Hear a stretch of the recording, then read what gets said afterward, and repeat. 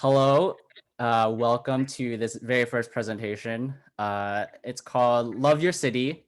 And as Pastor Anna said, it's first part a opportunity for us to learn about the city of San Francisco, as well as, maybe take steps forward to, how can we as Christians or even people who, want to do good in the city, how we can help. And, the first thing that we're going to be talking about is homelessness in San Francisco. And if you're not living in San Francisco right now, well, thanks for joining. Very much appreciated. But I hope that even if you're not here, that it can also spark discussion and thoughts about what you can do in your own respective cities. So we're going to go over the agenda very briefly. So the first thing is going to be in the introduction. So who we are, or as of now, it's Pastor Anna and I, who we are and what we want to strive for, like these presentations and just like the future of this team. The introduction, and then we'll go over the majority of it, the issue, which will be homelessness in San Francisco. And then in the end, it's going to be a surprise, the hope, how can we build upon everything that we've been learning here. So before we start, do you have any questions? All right, let's go. And then Zoom housekeeping. Many of you may have done all this before during presentations or even during Zoom calls. If you don't know how, the unmute button and the mute button is on the bottom left hand of your screen. And then also along that row, there's a bunch of different things that you could use to communicate with us. So there's the chat function. So if you have any questions, feel free to put it in the chat. If you want to, put a reaction saying, "Oh yeah, this is super lit," by all means, go ahead and press a reaction, put it in there. So also my email will be darinpw@umich.edu. If at the end of the presentation you have any questions or lingering questions and concerns, feel free to email me. And this will also be on the very last slide as well. So introduction, who are we, right? Other than being awesome children of God. So the question that sort of drove the community outreach team, AKA Pastor Anna and I, was, what are ways and opportunities to serve our city of San Francisco and to a lesser extent, the whole Bay Area. And I think a verse from the Bible that I think stood out to me a lot was Mark 10:45, where it says, "For even the Son of Man came not to be served, but to serve and to give his life as a ransom for many."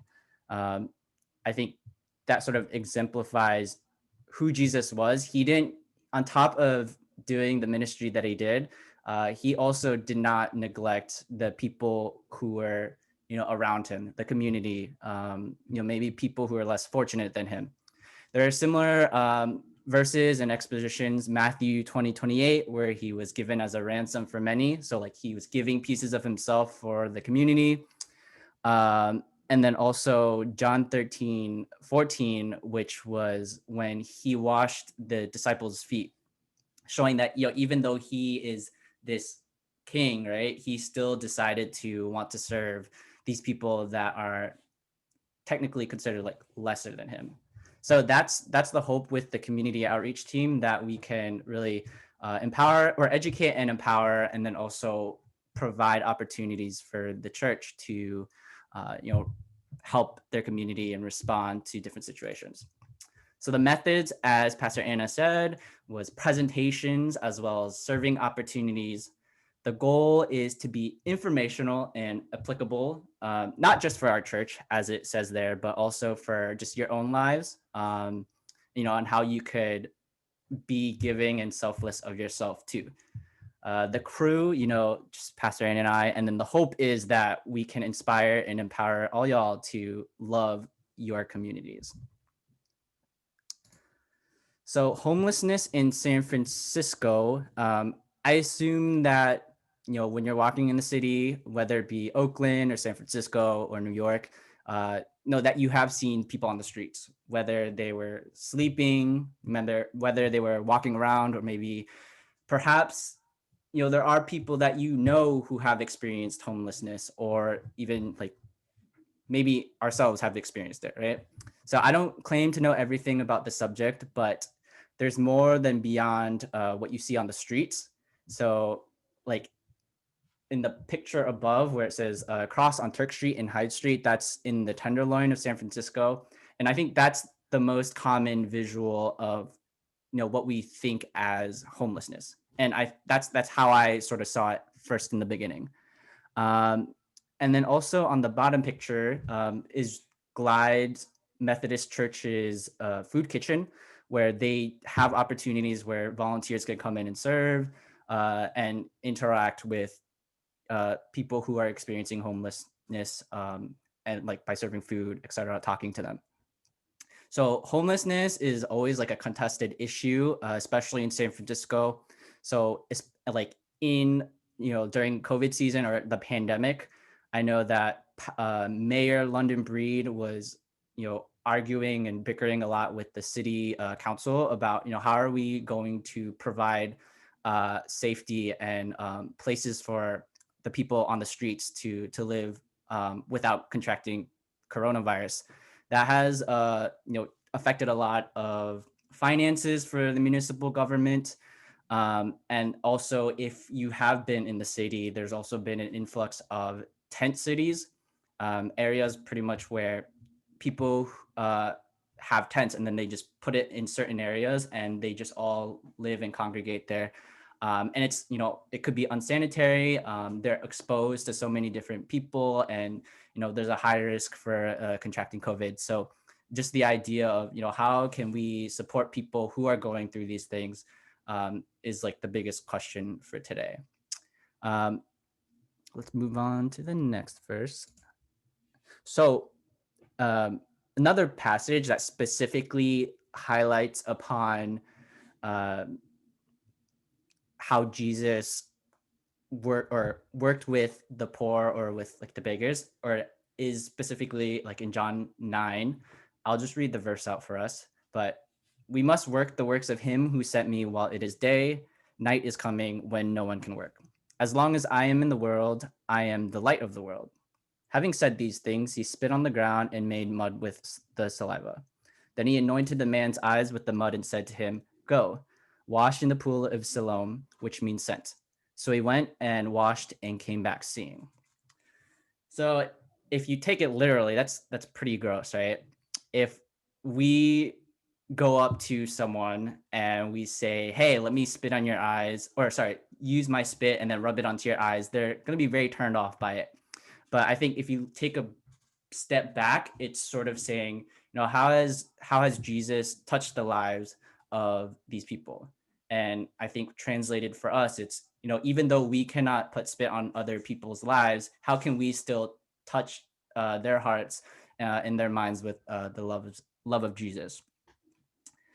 So now here's a question that I do want to ask each of us. What image comes to mind when you think about homelessness?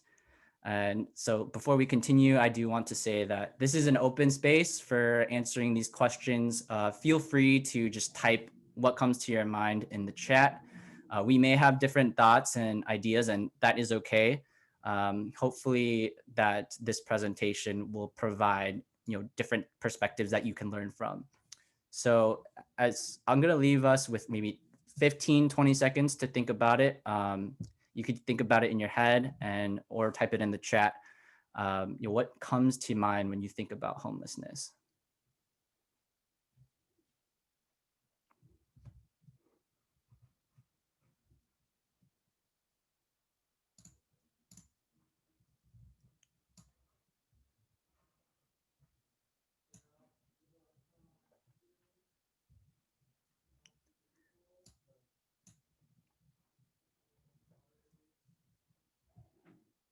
Yeah, so as Anna, Noelle, Pauline, mental illness, addiction, those are all things that come to mind. And then even for myself, when I think about it, like when I close my eyes, I sort of see a middle-aged man wearing old scraggly clothing. And these are like all assumptions that we make, right? From maybe things that we learned from movies or media. But I think there's more to that, more to what we see on the streets as homelessness. So the next question I want us to ask or want to think about is, what is your initial response when you see a homeless person? So when you're walking in the streets and you're crossing through an alley or a street where there's a whole bunch of maybe people experiencing homelessness on the side, they're in their tents, maybe they're talking. Um, how do you feel, right? Do you feel disgusted? Maybe you might feel afraid. Um, there's a lot of emotions that people can feel. So I'll give us another 10 to 15 seconds to think about that.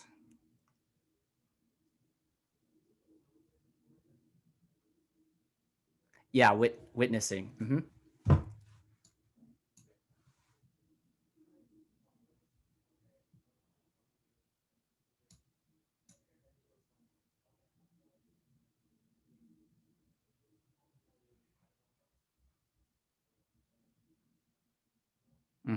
Yeah, Pauline says desire to understand. Yeah, pity, all these different things, right? So these are all like great thoughts. There's no right answer. Um, and sometimes I sometimes feel disgusted, or in the sense where it's like, oh, I don't know if I want to go near that person. But there's these wide range of thoughts and ideas, and it can be common to have these reactions to those who are different than us, right? Either signs of empathy or signs of disdain. Uh, but as again, that's only the surface. There's actually a wider definition of what homelessness is. You may have heard of it or may not have heard of it before, but hopefully this will sort of change your perspective. So the definition of homelessness as defined by the Federal Department of Housing and Urban Development is lacking resources or support networks to remain in permanent housing. Also, not living in a place not meant for permanent habitation. So you could think, in tents or like under bridges, etc., or lacking a fixed, regular, and adequate nighttime residence. And on top of being outside, this can also include homeless shelters, emergency shelters, temporary placings in hotels or even tents, right? Because a hotel is not a permanent place for habitation, right? People are constantly using it. And that doesn't address the idea of how are they getting resources or building up their networks so that they can finally get their own housing. Um, and it's expensive to live in San Francisco. So even Rent Cafe, I just Googled it, but they say that the average rental rate in the beginning of this year for San Francisco was around $3,500 on average for a house, compared to the national U.S. rate of 1,400 or 1,500. And so that idea of like San Francisco is super, super, super expensive. And so one could see that, if someone loses their job, or if maybe they're working at a position that doesn't pay great and they lose it, how are they going to pay for their rent, or how are they going to provide enough money so that they can continue paying and supporting their family. So we're going to go over the numbers really quickly. So one thing I'm going to highlight is the point in time count and survey that the municipal city of San Francisco does to sort of, or every 2 years does, so that they can track and give a gauge of how many people experiencing homelessness in San Francisco. And so how they do it is that in the beginning of the year, so in January, they get a whole bunch of municipal workers, and then they count. They go out through the city of San Francisco, and then they count, and then if possible, they try to have them answer a survey. And so that's where all this data comes from. One thing to note is that because it is only a single day out of the year, it's not, say, a true representative population, because, for example, in the summer, it could increase or it could decrease. Also, there are people that maybe were not counted. So there's a wide variety of factors, but for the sake of data and for the sake of this presentation, that's what we're going to go with. So, and as you can see, was it District 6, which sort of encompasses like Chinatown, Tenderloin, that has the most population of people experiencing homelessness in San Francisco. On top of these numbers, I do want to take in consideration the idea of race and the racial differences among the homeless population. So if you look at this breakdown, this was a survey question that the people asked was, what racial identity do you identify as? And then parentheses, the Hispanic Latinx group is in parentheses because that's a separate question. Because you could be Asian but have Hispanic backgrounds, etc. So I just put that in parentheses.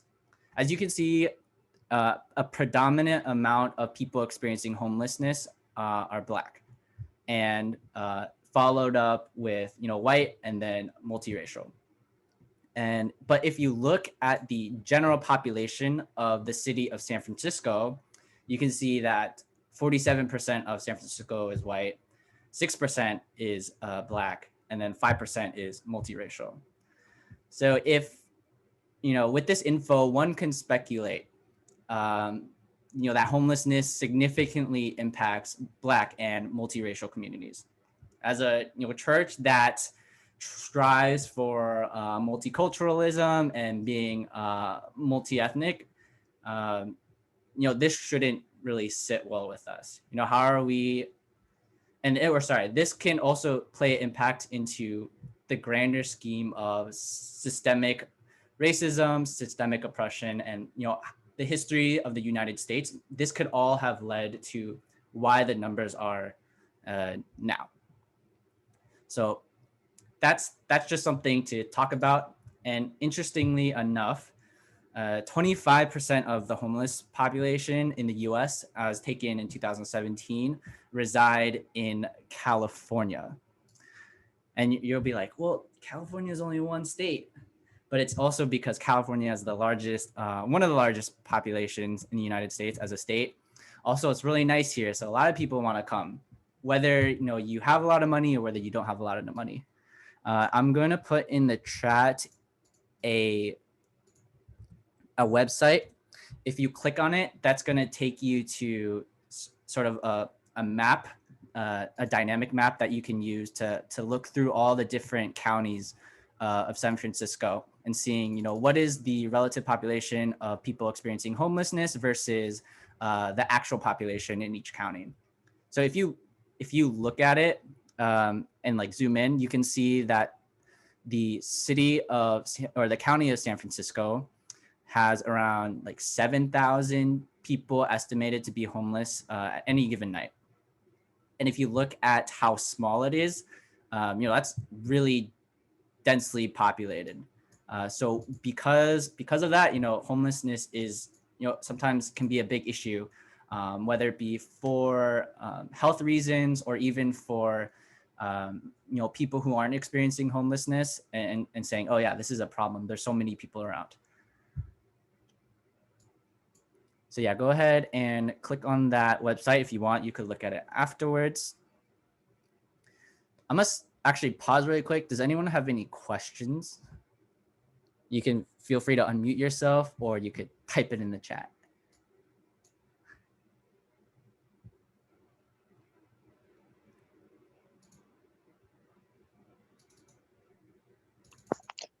So the demographics that you're reporting right there, is it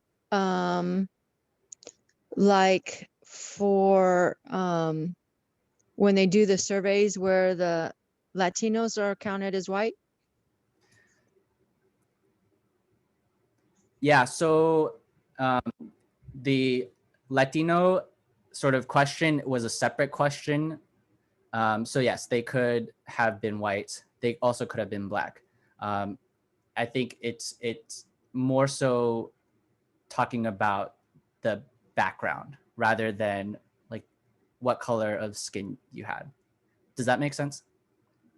So that's why they had it as a separate question, and then I just combined the two for the sake of the presentation.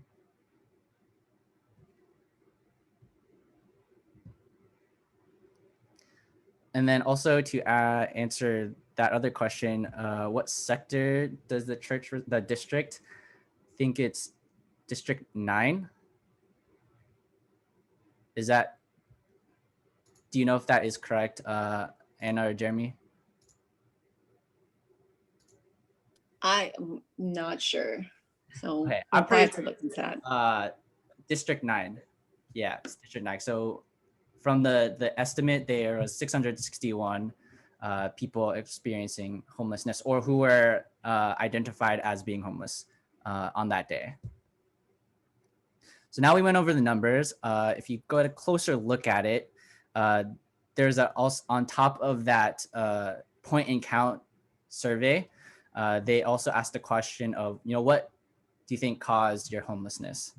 If you look at it, a big portion, a quarter of it pretty much was, they lost their job. Another significant part was alcohol or drug abuse. And then the smaller parts would be eviction, mental health, divorce, separation, argument with family. And I think argument with family and divorce, separation has to do with like domestic violence, or maybe someone is being kicked out of the house due to an argument. And so that's why they were, out on the streets. So what might lead up to these causes, right? So in the mental health department, it could be PTSD. Maybe they're veterans who, were not able to get the help that they needed when they came back. Anxiety, depression, trauma, all these other things can, that affect your mind, definitely can impact how you sort of have your life together or not. Second part is drug use or addiction. I know a big drug that I think is used in San Francisco or in general is fentanyl. I think it's an opioid that is pretty dangerous, like heroin and stuff. Another also thing to note too is sexual orientation. So for maybe there's people who identified as lesbian or gay, bisexual, transsexual, queer, uh, because maybe they weren't accepted in their community, or because their parents didn't want anything to do with them. They had to leave. And then also another part is domestic violence, as stated in the divorce, separation, argument with family, and different forms of abuse. So it's not that a significant portion chose to be homeless, right? But it's because of the extenuating circumstances and factors that push them to not have housing. There's another question that I want us to think about, and it's, have you experienced any of the above situations, right? Have you experienced, PTSD? Have you or know people who have had a drug addiction, or maybe there is some kind of racism or discrimination that they experienced that totally affected them? But then also think on the other side, what's kept them off of the streets? Why did they have to, or why were they going through this stuff yet did not become homeless? And so I that for me, like, I think managing mental health, that was always a big thing. Like, wow, a lot of people experience mental health who experience depression or anxiety, right? They're out on the streets because they just feel out of control. And it makes me grateful for maybe like the family that I've had, all of that other stuff. So continuing on with the presentation, out of 1,054 responses from the same, or from the survey, 1% said that they were less than 18 years old. And then also 18% of the responders said that they were between 18 to 24-year-olds. So seeing how like 1/5 of the responders were younger than me, it's sort of disheartening, that they had to go all through whatever stuff, whatever trauma, and makes me question, like, yeah, I should be really grateful for my experiences, or I should be grateful for the connections and support that I've had. Um, so I don't have information about this, but I guess it can make one think, how might the foster care system be affected by this? How might growing up in a broken family affect whether you go out on the streets or not? And then also, could youth be runaways from conservative families who may not have accepted, their LGBTQ identity? So there's a myriad of possibilities. I don't have the facts, but there's so many factors that can lead to youth going out onto the streets. So I'm going to talk about briefly Larkin Street Youth Services. Some of you may have heard that before. They're on Larkin Street in San Francisco, I think. But one of their impact reports in 2018, they stated that 62% of the youth reported that they do not have a supportive adult in the Bay Area. So it goes back to the idea where they could have come up from broken families, they could have ran away, or even, just the idea of not having anyone to look up to. That's what led to them being homeless. So continuing on, also, this is another statement that the impact report mentioned, and I'll just read it out loud. Youth of color and LGBTQ young people often experience a combination of stigma, family rejection, and racism, resulting in a significant overrepresentation in the overall youth homeless population. And then a second quote that I took from it was, pervasive and systemic racism is one of the underlying factors of homelessness. So going back to the idea, what are the different connections that there are to, say, racism or to socioeconomic inequity that leads people of color to becoming homeless? And then I'll input I'll input the 2018 impact report of Larkin Street into the chat. It's a PDF, so you can look at that too as well. So continuing on. So I'm gonna show a video. Hopefully you can hear the sound, but this is from a YouTube channel called Invisible People. And it's a guy who was homeless. He goes around the country documenting people's experiences with homelessness. So this video was uploaded in July 23rd, and then this is also in San Francisco. So let me know if y'all can hear this. What was your first night homeless like?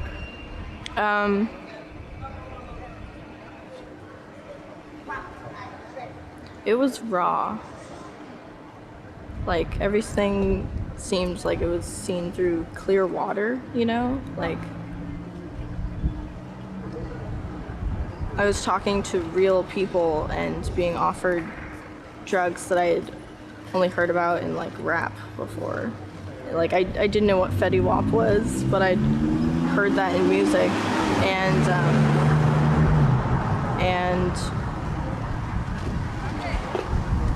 I remember finding the spot down in the Tenderloin that that people just welcomed me to, and it was really different than wandering around and being cold and wondering where I'm gonna get clothes or food or the next time I can talk to my friends or my family. It must have been lonely. Yeah. Now, you were saying you dropped out of college, and finances just didn't work out, and that's how you ended up homeless. Yeah. Yeah. Oh my gosh.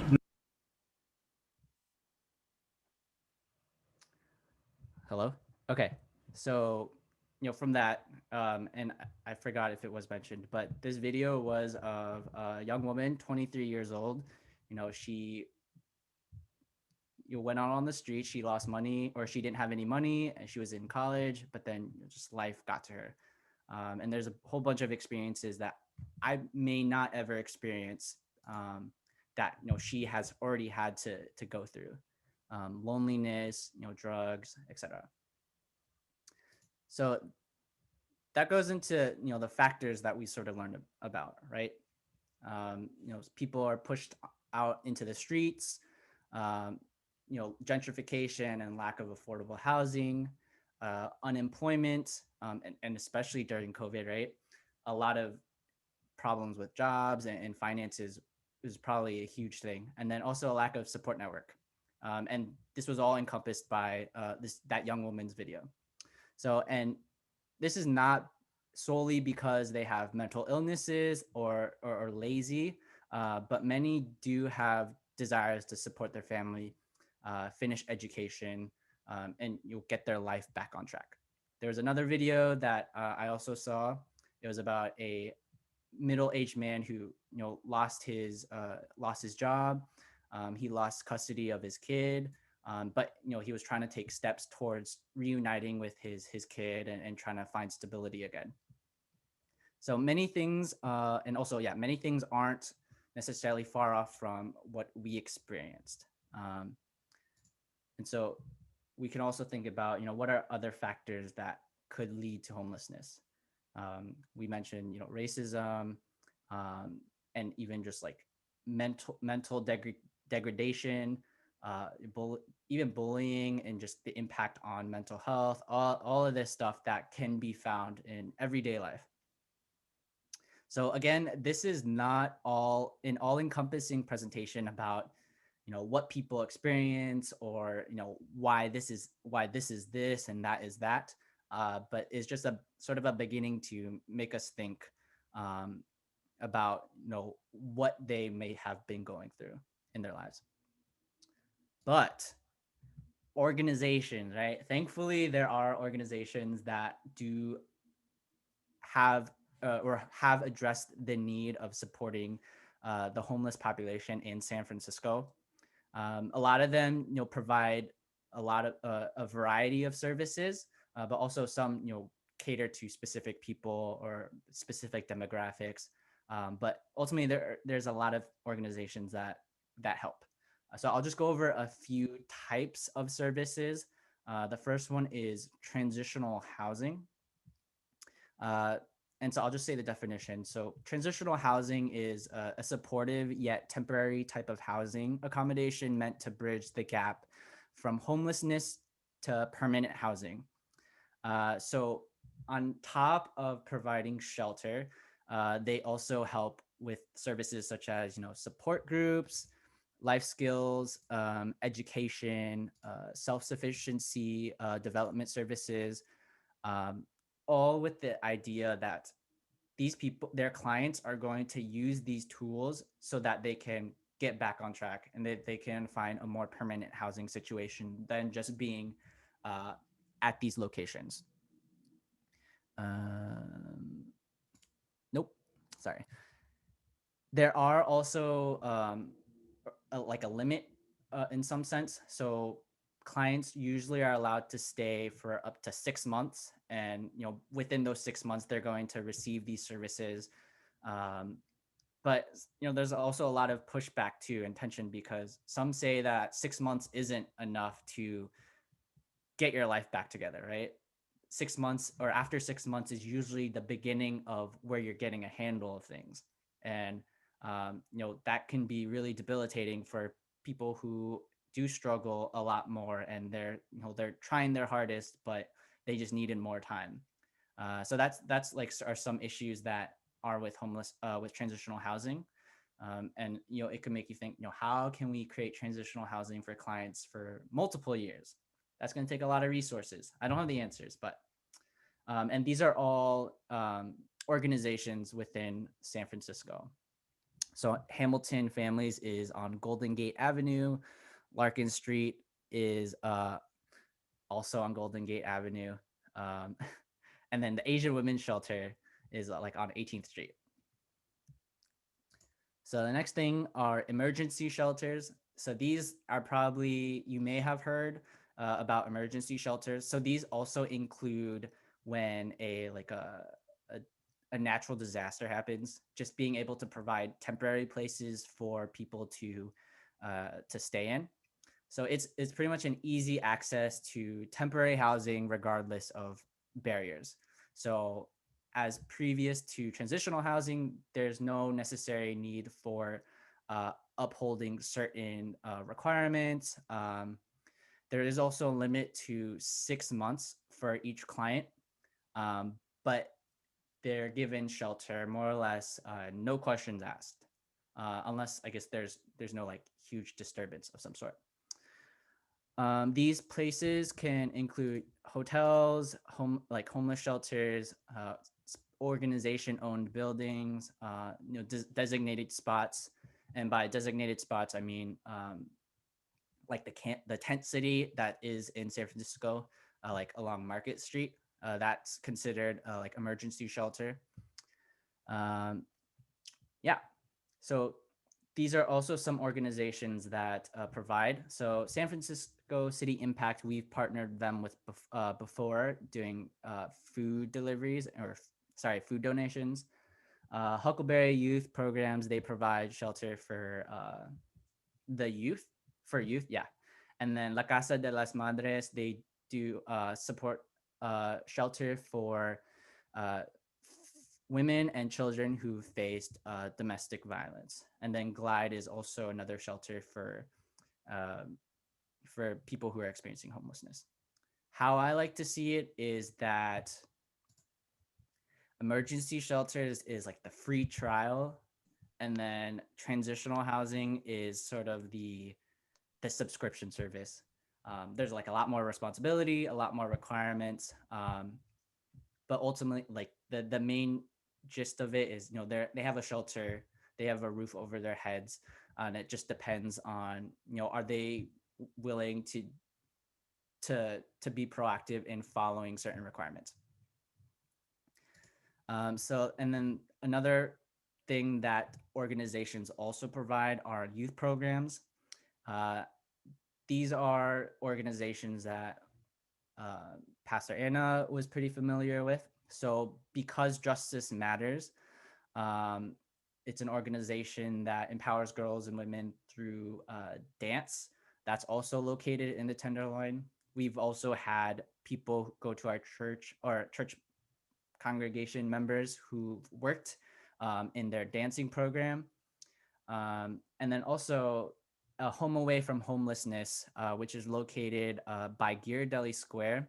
They provide a lot of emotional, social, recreational, and educational support for youth who've been impacted by homelessness.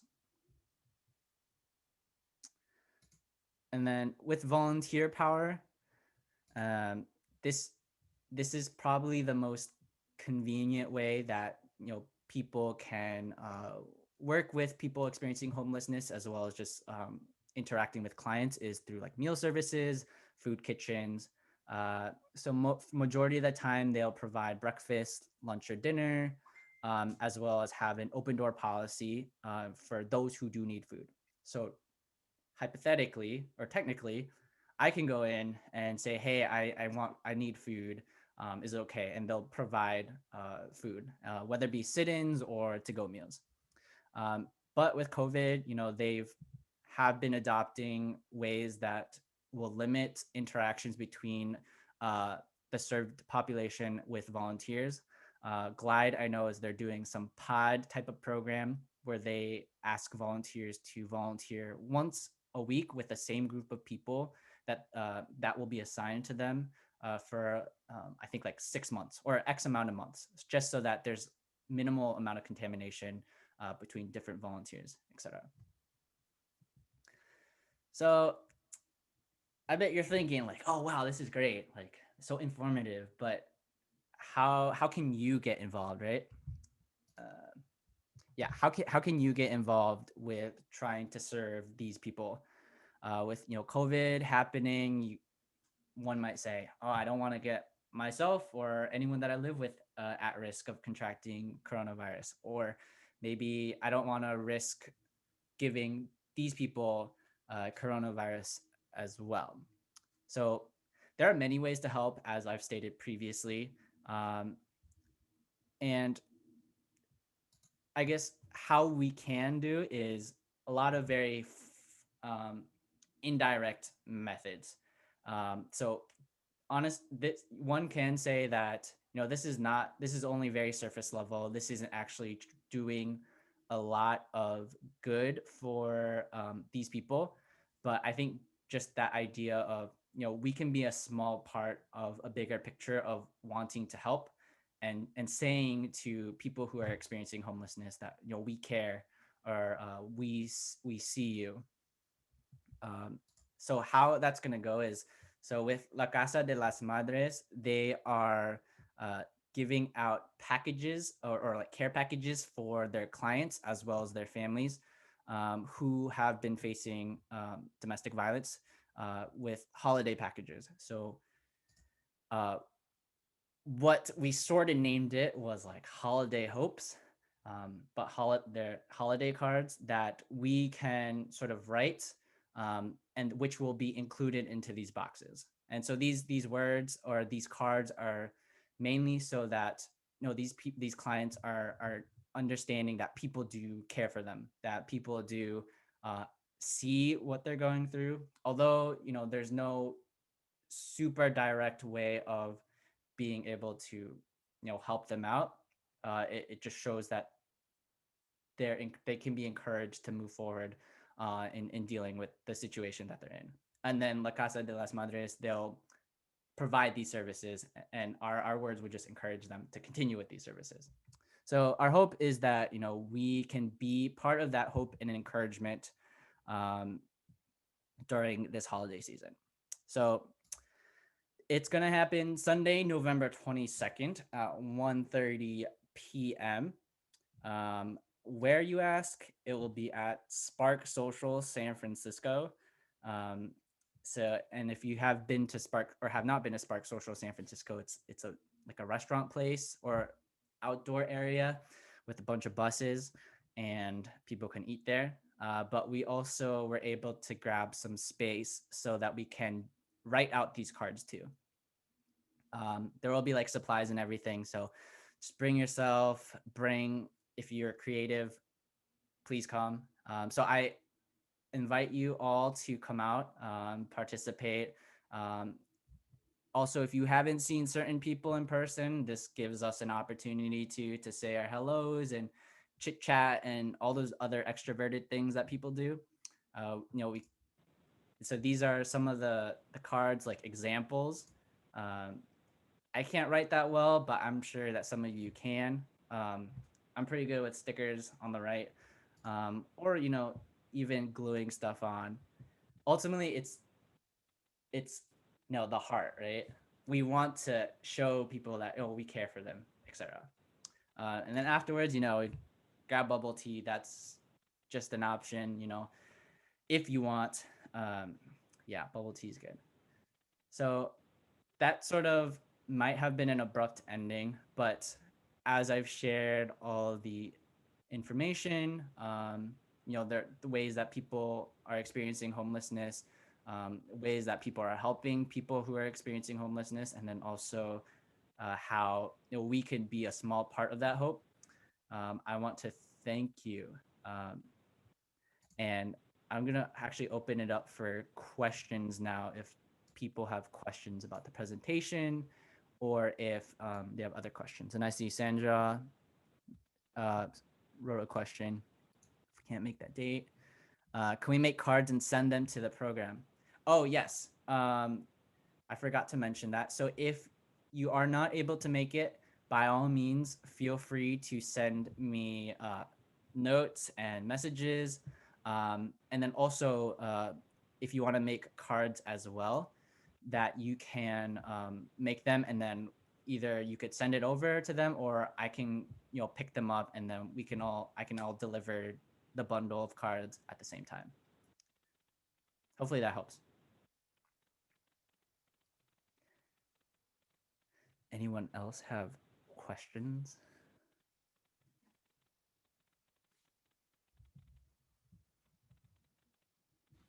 Yeah, I have a question.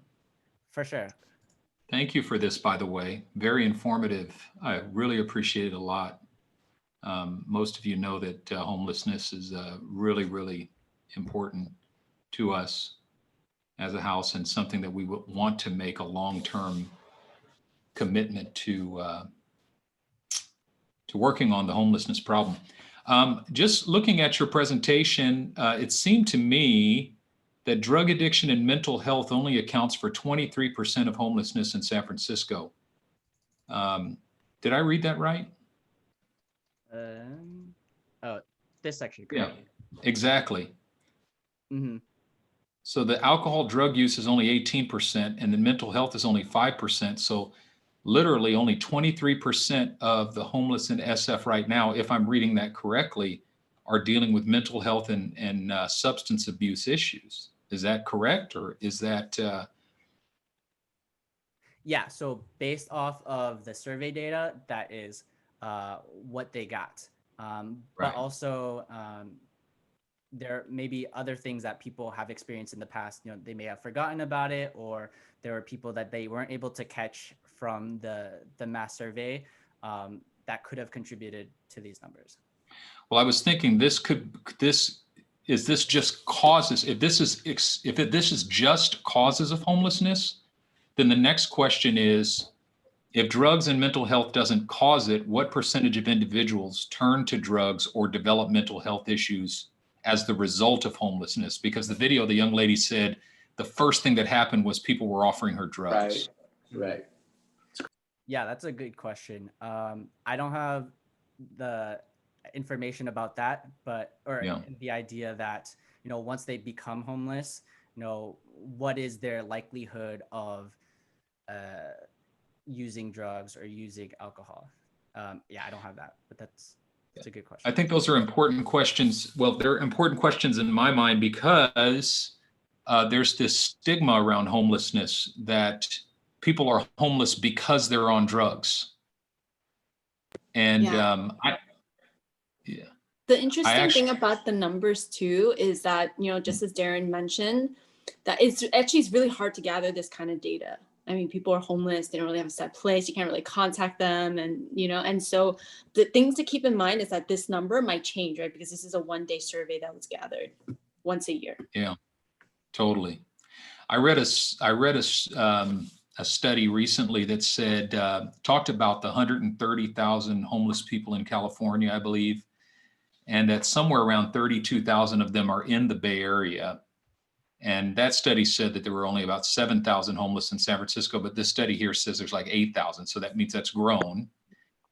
But the study said that of the homeless people in the Bay Area, 33% have no mental health issues and no substance abuse issues. So if we put those two numbers together, that would mean that between that 23% and that 67%, that would mean, you know, that roughly, you know, that gap there are the individuals that basically develop mental health or substance abuse issues because of homelessness. I think, you know, living in the Bay Area, it's just crazy because there's so many people that are at risk for homelessness right now and don't even know it. You know, they're just one disaster away, the car breaking down, they're living with zero financial bandwidth or just one paycheck away from eviction. So I'm really glad we're working on this issue, Darin, and I really thank you for this presentation, all the work you put into it.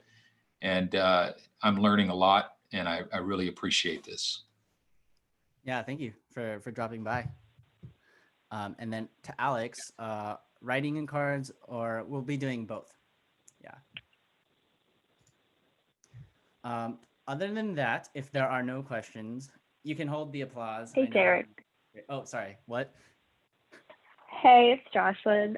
Really great presentation. I definitely learned a lot. I have a question. I actually don't know if you covered this. I had some audio issues, but is there any data around how long some people are homeless, like an average amount of time or percentage of homeless people who are like short-term? Because I know that, like, at least in New York, sometimes certain individuals who are on the subway asking for money will have jobs and will be temporarily homeless or recently homeless. And so just trying to understand the length of time.